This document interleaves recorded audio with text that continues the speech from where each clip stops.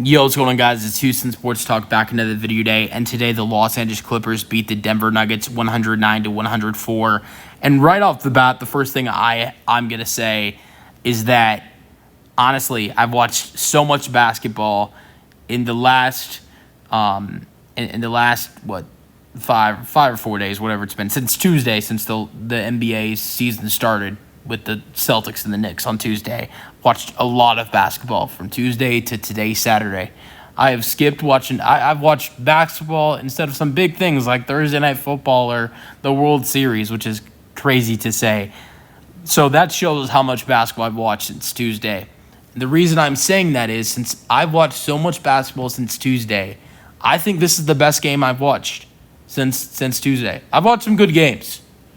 As much as basketball I've watched some good games. But I think this is the best game I've watched. And I don't know, probably a lot of people watch this game. Let me know your thoughts. Was this the best game you guys watched? Because I've watched a lot of basketball.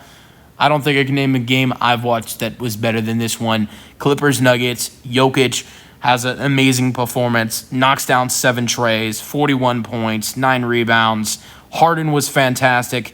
And he's going to continue to be fantastic. I mean, the 23 points is not what's impressive to me. 16 assists, 6 rebounds. I mean, Harden's averaging near a triple-double. He's averaging 9 rebounds per. I know it's 2 games in, but he's averaging 9 rebounds per game.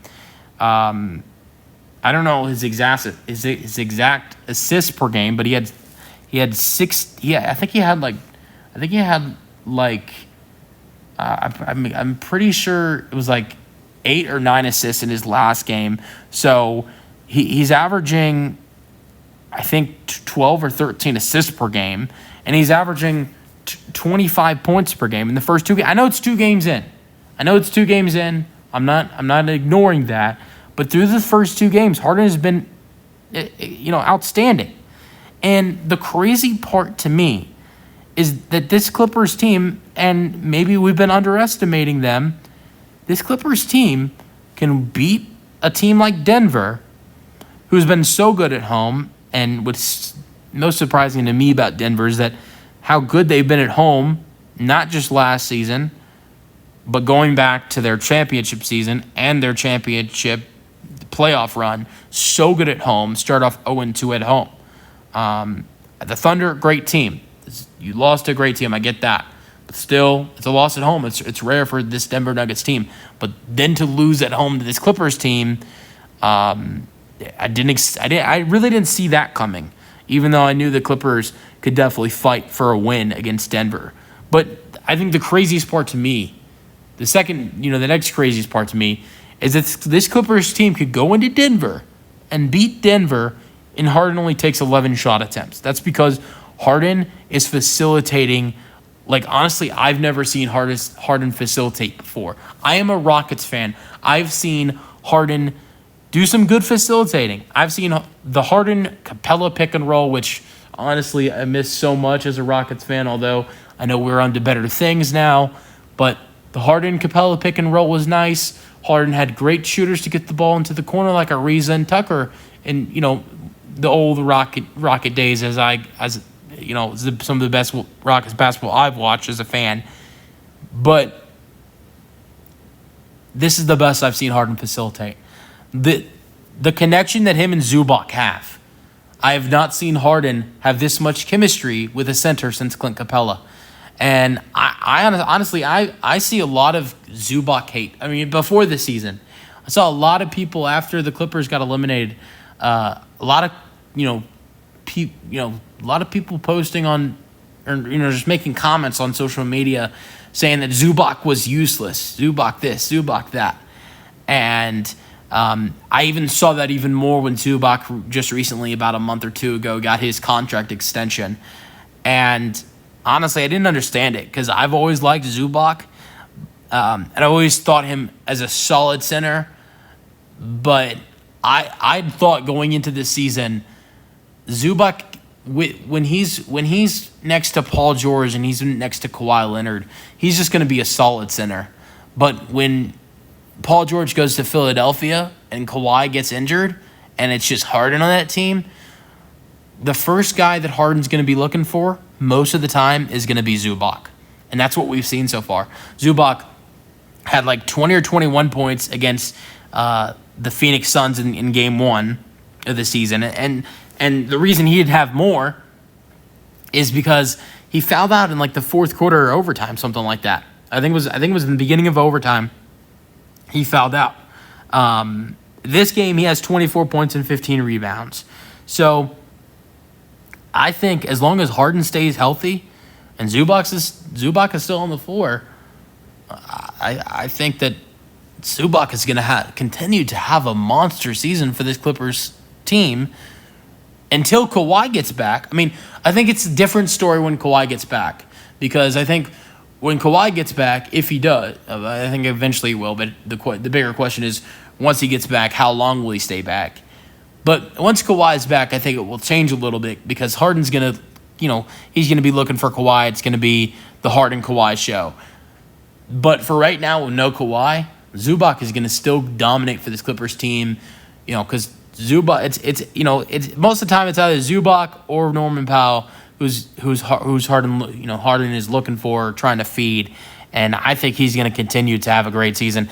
It's not just a double-double with 24 points and 15 rebounds, but it's the 4 assists for Zubac. It's the one block. It's the 11 for 17. So, Harden, the first guy he's looking for is Zubac. And I haven't seen chemistry for Harden with his center since Harden was in Houston and was playing with Clint Capella. And Harden made Capella an extremely great center. Capella's good in Atlanta now. He's not amazing. Harden made Capella a great center. You don't see Capella playing the basketball he was playing in Houston and Atlanta. He plays good basketball in Atlanta, but you don't see the type of basketball he was playing in Houston right now with the way he's playing in Atlanta. So Harden typically can make centers play better basketball, and we've seen it with Capella, and we're now seeing it with Zubac. But Harden was great in this game. Zubac was great in this game, but they weren't even the best players in this game. Harden, I think you could argue, was the best player in this game because he had 16 dimes with his 23 points and 6 rebounds, got to the free throw line so much. But Norman Powell was big, 37 points. I mean, you also should have expected this guy to step up with no Kawhi. And usually he's the guy to be a sixth man of the year candidate coming off the bench with Kawhi injured. He's not. He's the main scorer because Harden's not looking to shoot. Harden only took 11 shot attempts. Was the third least amount of shot attempts for their starters. And Norman Powell's the guy taking the most shots in this Clippers starting lineup. 37 points, 3 rebounds, 14 for 21. Was knocking down so many threes. 7 for 11 from 3, 2 for 3 from the free throw line for Norman Powell. Great job by Norman in this game. He's doing stuff close to this. Like, we see him these last couple of years, seeing him, not average around 20, but can drop 20 a night for this Clippers team before, while having Paul George and Kawhi Leonard. So just like Zubac, imagine what it's going to be like for Norman Powell without those two. So, and having a passer like Harden looking for him all the time, and Harden being doubled a lot. So, that's going to just be so good for Norman Powell and Zubac, like I've talked about so many times. So, a great game for him, great game for Zubac, great game from Harden. That's the reason they won. Terrence Mann, 0 for 4, 0 points. Derrick Jones Jr., 4 for 8, 9 points. He had some big shots for them today. It was good defensively, though, too. 1 steal, 1 block. The Clippers bench wasn't great. Chris Dunn was really good, though. 11 points, 6 rebounds. Outside of Dunn, only 5 other bench points. KPJ took way too much shots, if you ask me.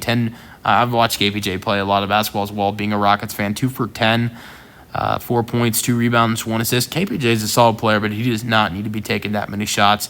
Chris Dunn, as I already mentioned, went 4 for 6. Amir Coffey went 0 for 5. He had a really good game 1 against Phoenix. Not so much here, but still, great start to the season for Amir Coffey. Not so much today. 3 assists and 2 rebounds, though, with 1 steal for Coffey. So wasn't scoring, but he was doing other things for this Clippers team. Kai Jones played 4 minutes. Didn't play a lot, but in his low minutes, he was solid. 2 rebounds in 4 minutes, 1 block. So Kai Jones was there when they needed him to be. Nicholas Batum played 22 minutes. He did not take a field goal attempt, but he still scored 1 point because he took a free throw. Took 2 free throws, missed the first, made the second. He had 4 rebounds and 3 assists, though, with a block. 5 blocks for the Clippers with 4 steals. All right, Nuggets. I think the Nuggets should be concerned. I know it's 2 games in the season. You're 0-2. Don't freak out. Sure, right? But the Nuggets have to be concerned because they have no bench. Their bench unit, honestly, in my opinion, sucks. The bench was the crazy thing to say is that the bench was a little bit better than they were in the last game, and they only scored 11 points off the bench. 2 for 2 for Julian Strother from 3. The Nuggets bench didn't even make a 3 in their last game against OKC. So that's a change. Russ went 0 for 3 from 3. 2 points for Russ. 2 steals, though, 2 assists, so that's not terrible. 1 block. Peyton Watson 0 for 3, 0 for 1 from 0 for 3 from the floor, 0 for 1 from 3, 1 point. Darius Saric played 11 minutes, 0 for 2.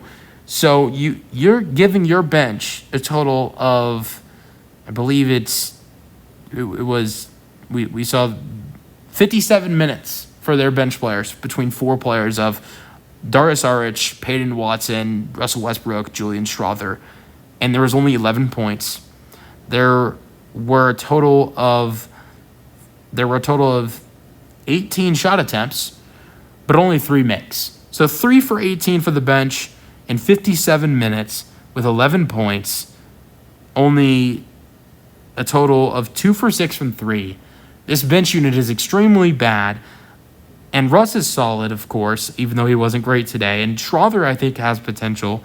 Peyton Watson is good defensively, but he's not much of an offensive player. Saric is solid, but a little bit inefficient.